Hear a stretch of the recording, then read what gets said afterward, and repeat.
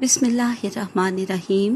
अस्सलाम वालेकुम स्टूडेंट्स, आपको बाकमाल उर्दू चैनल पर खुश आमदीद। स्टूडेंट्स, आज हम जमात नाहम के ग्रामर के सिलेबस में से एक नया उन्वान पढ़ेंगे जो कि है आप बीती। पहले हम आप बीती की तारीफ़ और लुग़वी मानी देख लेते हैं। आप बीती के लुग़वी मानी होते हैं अपनी कहानी, अपने आप पर गुज़रे हुए वाक़यात। ठीक है, अब बाकी तारीफ़ देखते हैं। आप बीती किसी इंसान की अपनी ज़ाती कहानी का दूसरा नाम है।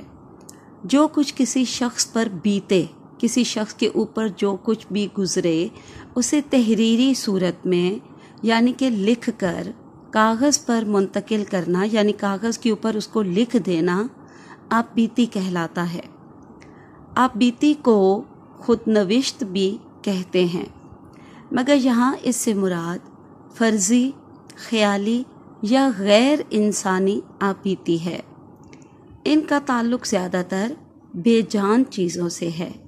इस किस्म की आप बीती में ये बात फ़र्ज़ कर ली जाती है कि किसी जानवर या चीज़ को बोलने की ताकत मिल गई है। स्टूडेंट्स, अब हम नोट्स बुक में से देख लेते हैं। यहाँ पे भी आप बीती की तारीफ़ मौजूद है। इसी को थोड़ा सा मुख्तसर करके मैंने आपको हैंड रिटन फॉर्म में दिखाया। 2 नंबर का हिस्सा कवायद में ये सवाल आ जाता है कि आप बीती किसे कहते हैं, इसकी तारीफ़, लुग़वी मानी और तारीफ़ तहरीर करें। तो वो मैंने आपको जो हैंड रिटन दिखाया है उतना भी अगर आप याद कर लेंगे तो काफ़ी है। अब यहाँ पर सबसे पहली आप बीती देख लीजिए, उर्दू ज़ुबान की आप बीती। अस्सलाम वालेकुम दोस्तों, मेरा नाम उर्दू है। मैं आपको आज अपनी आप बीती सुनाऊंगी। ये दोस्त तो होगा, यहाँ नून होना नहीं आएगा, ठीक है। मैं आज आपको अपनी आप बीती सुनाऊंगी। दुनिया भर में कौमें अपनी कौमी ज़बान से ही पहचानी जाती हैं। मैं एक बैनुल अक़वामी ज़बान भी हूँ और मुझे ये एहसास भी हासिल है कि मेरा शुमार दुनिया की तीसरी बड़ी ज़ुबान की हैसियत से होता है। यहाँ पर बाबाए उर्दू मौलवी अब्दुल हक का ज़िक्र ना किया जाए तो ये उनके साथ नाइंसाफ़ी होगी। बाबाए उर्दू का ख़िताब उन्हें मेरी तरक्की और तरवीज और उनकी आला खिदमत की वजह से दिया गया। यह आपको वैसे भी जर्नल नॉलेज के लिए और MCQs के लिए याद रखना चाहिए, ठीक है, कि बाबाए उर्दू का ख़िताब किसको दिया गया? मौलवी अब्दुल हक को। बाबाए उर्दू मौलवी अब्दुल हक मेरे बहुत बड़े मोहसिन हैं। उन्होंने नाज से मुझे तरक्की देने और पाकिस्तान की कौमी ज़बान का दर्जा देने में सारी ज़िंदगी गुजार दी। वो एक आला दर्जे के मुहक्किक, नसर निगार, माहिर तालीम और सहाफ़ी भी थे। ज़ुबान इज़हार राय का बेहतरीन ज़रिया होती है। इसके ज़रिए हम अपनी बात दूसरों तक बआसानी पहुँचा सकते हैं। मैं मुख्तलिफ़ ज़ुबानों के लश्कर को अपने अंदर समो सकती हूँ, इसलिए मुझे लश्करी ज़ुबान भी कहा जाता है।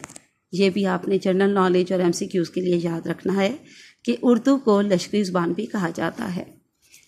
मेरे वजूद में आने की कहानी बहुत पुरानी है।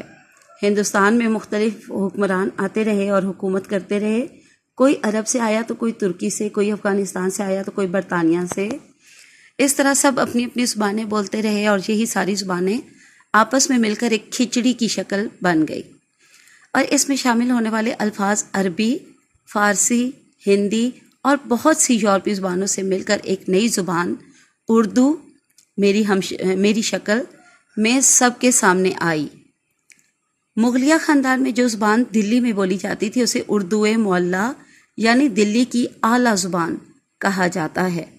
फिर मैं तरक्की करते करते अपने मनसब आला पर पहुँच गई। बड़े बड़े शायर, अदीब और अफसाना निगारों ने मुझे अपने इज़हार ख्याल का ज़रिया बनाया। मिर्ज़ा असदुल्ला ख़ान गालिब, मौलाना अल्ताफ़ हुसैन हाली, हफ़ीज़ जालंधरी, बहादुर शाह ज़फ़र और मीर तकी मीर और इस तरह के दूसरे शोरा ने उर्दू में शायरी की।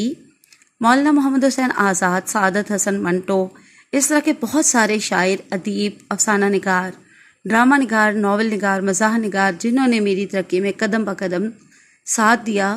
जब अंग्रेज़ों ने हिंदुस्तान पर कब्ज़ा कर लिया और हुकूमत करने लगे तो इस वक्त मुसलमानों को आज़ादी से रहने के लिए एक अलग मुमलिकत बनाने का एहसास हुआ।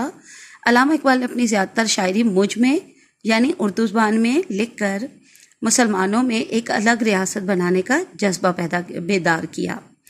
1947 میں جب پاکستان وجود میں آیا تو مجھے پاکستان کی قومی زبان بننے کا اعزاز حاصل ہوا۔ کافی لوگ میرے خلاف بھی تھے، لیکن بابا ایک قوم قائد اعظم محمد علی جناح، جو کہ پاکستان کے پہلے گورنر جنرل بھی تھے، انہوں نے پاکستان بننے سے پہلے ہی فرما دیا تھا کہ اردو پاکستان کی قومی اور سرکاری زبان ہوگی۔ بدقسمتی سے مجھے سرکاری سطح پر کوئی ترقی نہیں دی گئی اور نہ مجھے ذریعہ تعلیم بننے دیا گیا۔ اقبال نے مجھ پر کتنی پیاری نظم کہی ہے، اقبال نے مجھ پر کتنی پیاری نظم کہی ہے، آپ بھی سنیں۔ تو یہ پوری آپ جو ہے وہ اچھی طرح سے پڑھ لیجئے گا، یاد کر لیجئے گا۔ میں ایک عد آپ کو جو اس کا بند ہے وہ پڑھا دیتی ہوں۔ اردو ہے میرا نام، میں خسرو کی پہیلی، میں میر کی ہمراز ہوں، غالب کی سہیلی۔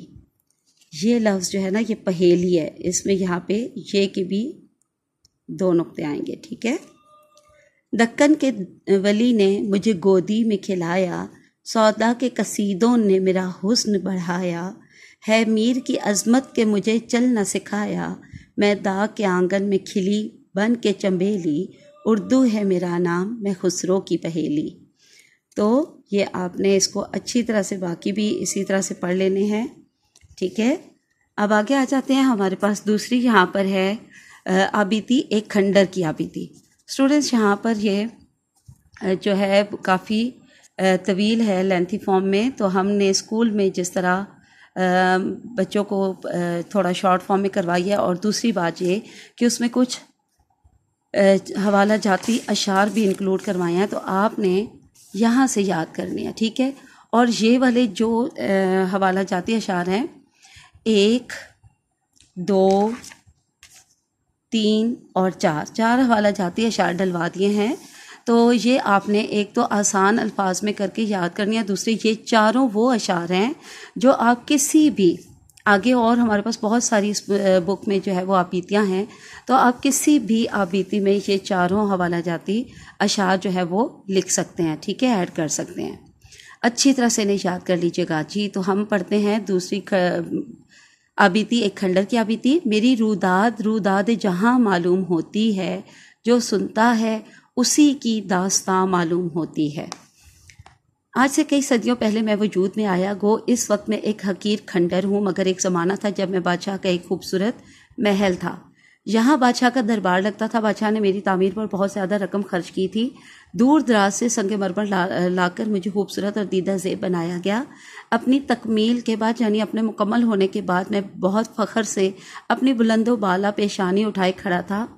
خوبصورت اور قیمتی قالین مجھ پر بچھائے گئے، خوبصورت گلدانوں، تصویروں اور دوسری چیزوں سے میری اتنی سجاوٹ کی کہ میرے اوپر سے نگاہ نہ ہٹتی تھی۔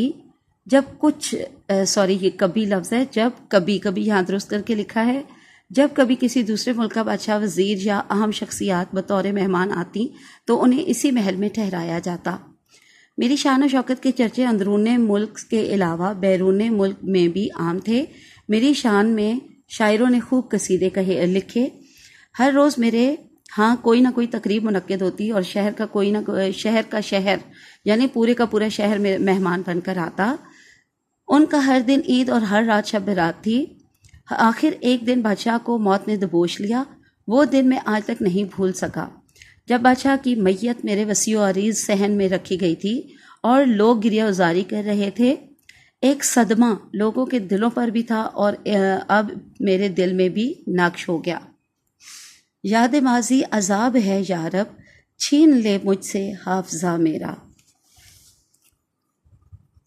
بادشاہ کی موت کے بعد اس کا بڑا بیٹا تخت نشین ہوا۔ 10 روز کے ماتم کے بعد پھر وہی سلسلہ شروع ہو گیا، وہی دربار لگنا، وہی بزم آرائیاں۔ وقت گزرتا گیا، کوئی 16 سال بعد بادشاہ ایک حادثے کا شکار ہو گیا اور پھر اس کا بیٹا تخت نشین ہوا۔ اس طرح یہ خاندان 4 پشتوں تک یعنی 4 نسلوں تک بڑی کامیابی سے حکمرانی کرتا رہا، مگر اس خاندان کی 5ویں پشت سے اس کا زوال شروع ہو گیا۔ موجودہ بادشاہ کو عیاشیوں سے فرصت نہ تھی، جس کا نتیجہ یہ نکلا کہ صوبوں میں گورنر باغی ہو گئے، بزم آرائیاں سرد پڑ گئیں، یہاں تک کہ میرے وجود کے 150 سال بعد میری حالت دیکھنے کے قابل بھی نہ تھی۔ دیکھو مجھے جو دید آئے عبرت نگاہ ہو، میری سنو جو گوش نصیحت نیوش ہے۔ بالآخر ایک روز ہمسایہ ملک کے بادشاہ نے حملہ کر دیا، فوج کو شکست ہو گئی، بادشاہ گرفتار ہوا اور بعد میں ہلاک ہو گیا۔ حملہ آور بادشاہ اپنا ایک نائب چھوڑ کر خود واپس چلا گیا۔ یہ نائب کچھ سال محل میں رہا، مگر 6 ماہ بعد اس نے دریا کے کنارے ایک نیا خوبصورت محل تعمیر کر آیا اور مجھے خود وہاں پہ منتقل ہو گیا اور مجھے خالی رہنے دیا۔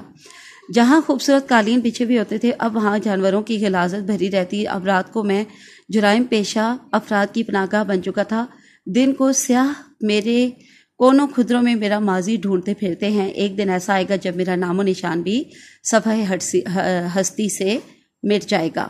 آتا ہے یاد مجھ کو گزرا ہوا زمانہ، وہ باغ کی بہاریں، وہ سب کا چہچہانا۔